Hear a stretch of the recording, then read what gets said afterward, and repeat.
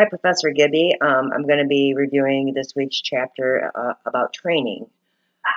Some issues that organizations are facing nowadays with training are, number one, how can training keep pace with an changing organizational environment? Number two, should training take place in a classroom setting, or should it take place on the job?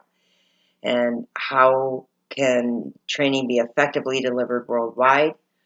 Do we perform the training online, or is it better to have a face-to-face interaction? In my place of employment at Parkview, we do both online and face-to-face settings or training. My staff, when they're first hired in, they take a series of 21 online courses, ranging from safety in the workplace to maybe what tubes are needed for what tests. And number three, so how can training be delivered so that the trainees are motivated to learn? You need to have your employees engaged if they're going to learn, and we need to be able to make the training somewhat fun and active, and also include team exercises. The next part of the chapter is what is training versus development. Training is a process of providing employees with specific skills or helping them correct any deficiencies in their performance.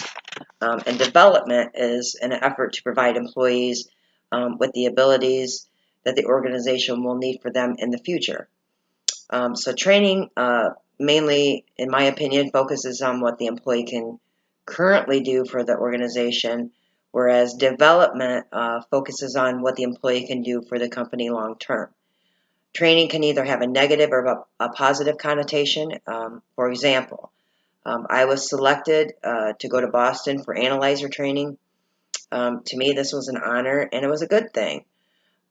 Being selected for the training, for any type of training, because you're deficient and don't do it very well is not good. It kind of singles you out in a negative way, that you're not performing up to par. Regardless, training needs to be portrayed as development. Social media sites such as YouTube can offer many instructional videos to teach people these new processes. There are programs that allow people to network between each other, and they can help you with your questions. And these people that you ask these questions to are relevant in the same subject matter. Training is a good investment. It teaches staff such things as teamwork, diversity training, along with other things called hard areas that are directly impacting productivity. There's not one single type of training that is better than the other. As a leader, you need to endorse the content and the purpose of the training to have a positive influence on the process. The training needs to be related to the organization's missions and its strategic goals. Training processes consist of 3 different phases. The first phase is the needs assessment phase. This consists of the organization's needs and the person's needs. The organization needs are based on its missions and culture. Tasks are determined by people's knowledge, skills, and abilities, which are what they call KSAs, that are required to perform the job.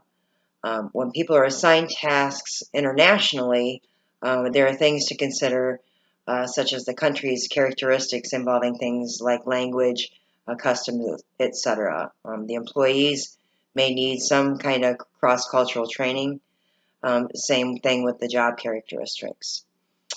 These may require additional training for these expatriates. Next is to clarify the objectives, and training should focus on competencies that have been identified as part of the job. In my work, my staff is trained initially when they first hire in. At 6 months, they perform what they call work competencies.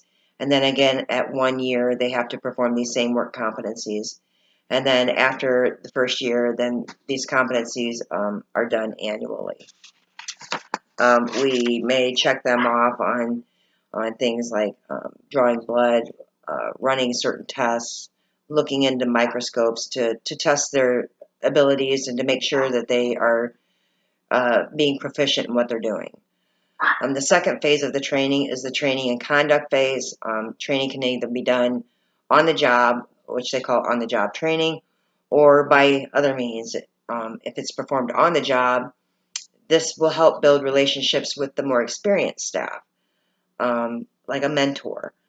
These trainings can be done by job rotations, apprenticeships, and internships, and they can be done off the job by taking courses and performing simulations and maybe role playing in a classroom type of setting. Training can be performed on computers. It can be done by a live training broadcast, and we do these sometimes. I personally do, as far as in a leadership role, and we participate in these webinars. Employees can be trained by videos or slides, or they can even be trained by what they call virtual reality TV. That type of training is more done in the military. I can tell you that they do these kind of trainings also in medical school, in situations like surgeries. There's different types of training. There's skills training, there's retraining, there's cross-functional training, creative trainings, literacy trainings, and diversity trainings. You can do crisis trainings and customer service trainings. The last phase of this training is what they call the evaluation phase. And this is a very important phase, in my opinion, because this determines whether or not the training that you've done has been successful or not. And it can be assessed, in monetary terms, like, for instance, did the productivity increase? Also, it can also be assessed in non-monetary terms, like did the employee are